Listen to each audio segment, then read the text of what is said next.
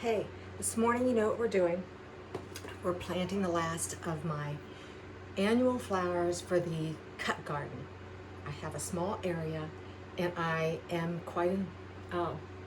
being very ambitious with my cut flower garden. I planted 72 snapdragons, which as you can see, they all germinated, and so I'm thrilled. But I need to give some of those away, and you'll see when we take these plants over to the tent where the heating pads are that the cosmos are doing just as well too. But this morning I'm going to show you a couple of things that I'm doing differently.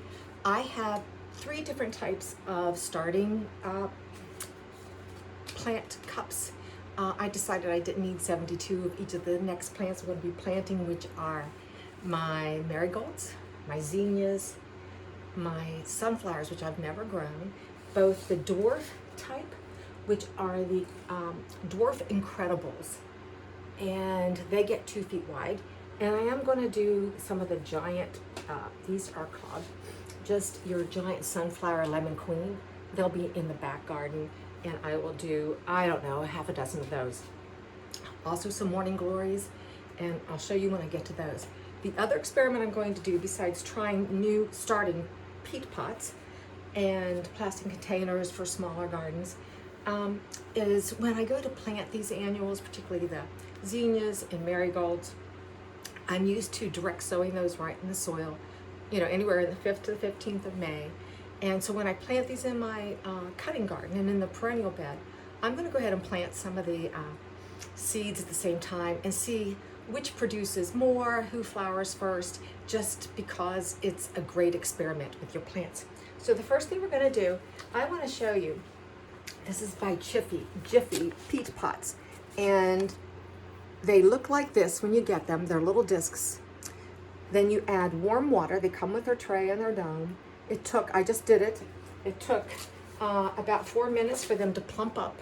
Once they're plumped up, they have this little sheath, and it's not hard. It's very easy to peel back if you want, but they've already got a hole.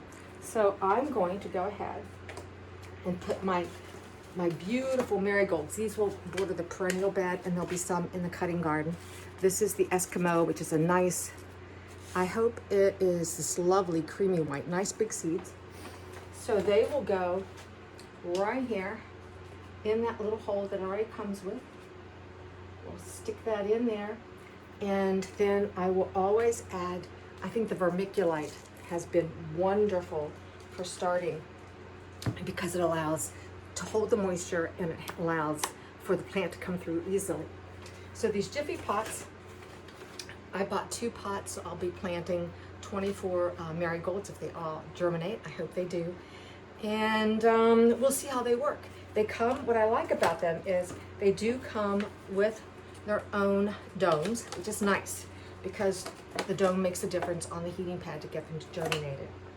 The other one I bought for an experiment is by Burpee, and it's a super seed.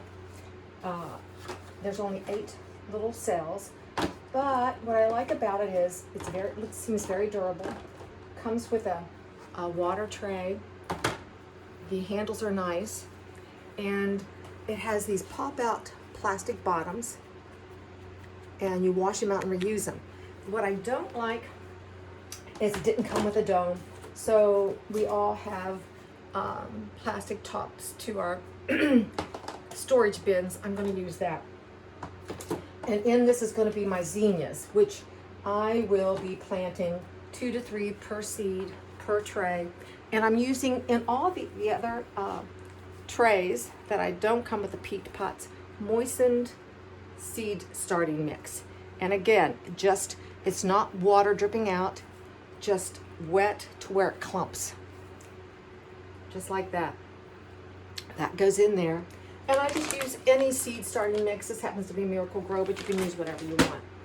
And I will top this when it's done with the vermiculite, with my zinnia seeds.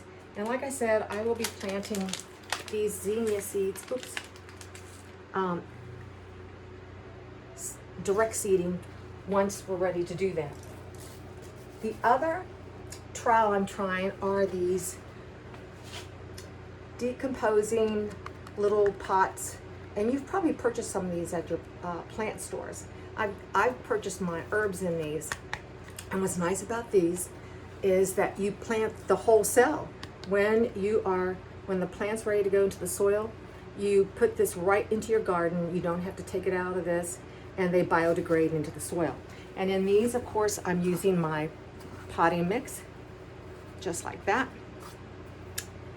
And then you'll put your seeds in. So the disadvantage is you don't have a tray to put them in. So I'm using your Tupperware container, because you will, once they've come up, you're going to have to water, and you want something to catch the water. And I'm going to use the lid as the dome once it goes into the heat mat. So my sunflowers will go in here, plus these sunflowers will get 5 to 6 feet tall, and these, as I mentioned, 2 feet tall.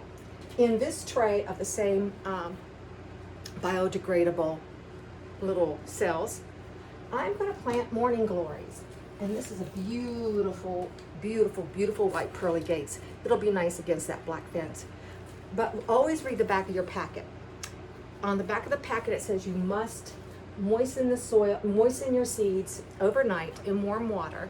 And I can see why, because they've got a really hard shell. So it softens. Let me get that up there. That's a hard shell.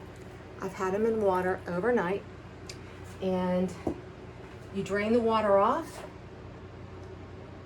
and I will put 2 per cell. These are nice big cells. And then I'll cover with vermiculite. Make your little signs so you know what you have in each cell. I've already done that.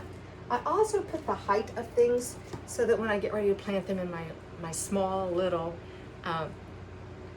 cutting garden, I'll know the size. And when I planted them, once everything is planted in here, which I'll do, once I'm through with this little video, you put the dome on. And the nice thing about these small trays for small gardens is it doesn't take up much space. And so they will all fit. There's 4 shelves in here, and I have 3 mats.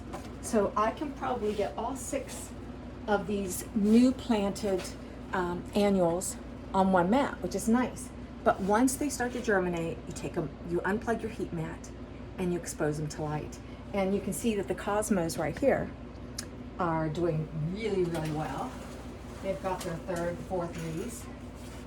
I have a fan going to keep them nice and strong. But here's the miracle. The caladium bulbs, which last year it was May before I saw any leafing, by being on the heat mat and with extra lighting, look at this, it's April the 4th, I've got leaves coming out, and these are should be the red ones. Same thing happening with the other. You can see them coming up, small ones, so I'm having great luck with the heat mat this year. So no matter how big your garden is, small or large, it's so fun trying new things, and I think I will definitely germinate some seeds. I can't imagine what I'm saving already in starting my own seeds with my annuals. So keep checking back. You'll get to see the cutting garden and how it's going to develop. Thanks again. Thanks for watching.